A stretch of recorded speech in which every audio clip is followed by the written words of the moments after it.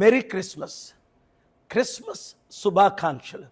మీలో చాలామందికి క్రిస్మస్ అంటే అర్థం తెలియకపోవచ్చు.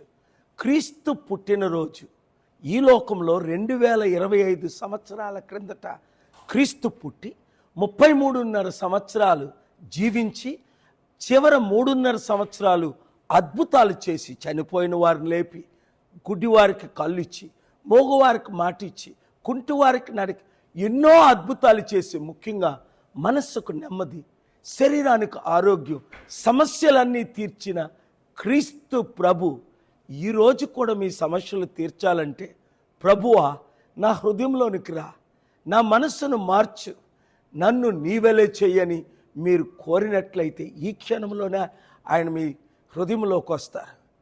వచ్చిన తర్వాత మీ జీవితం మారిపోతుంది.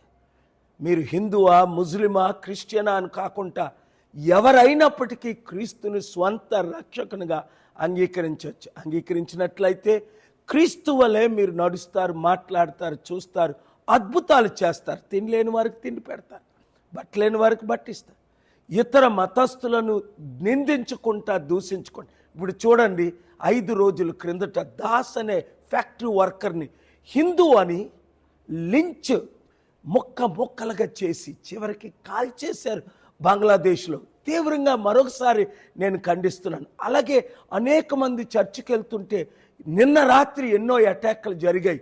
హోమ్ మినిస్ట్రీస్, పోలీస్ ఆఫీసర్స్ యాక్టివ్గా ఉండి వీరు క్రిస్టియన్, వీరు ముస్లిం, వీరు హిందూ అని కాకుండా అందరూ శాంతి భద్రతగా ఉండడమే. అదే క్రీస్తు ఇచ్చిన message. I give you my peace, you take and share that peace. Love your enemies even irrespective of caste, creed, religion. God bless you. Merry Christmas. Transform your families.